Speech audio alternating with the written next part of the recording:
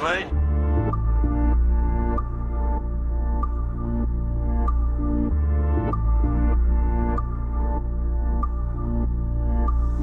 Добър ден, да еба майката в устата, защото слушай сега ставам в пето, правям се бързо и ходя да бачкам, но това истинския мъж става рано и ходи на работа, а не като анези мамини синове, дето стават в 10, слагат си прашките в гъза, скубат си веждите, правят ги тънки като на френска проститутка, отдолу дамската превръзка, слагат си гелове, лакове, клесове и още не знам с какво висят на кафенета по цял ден клюки.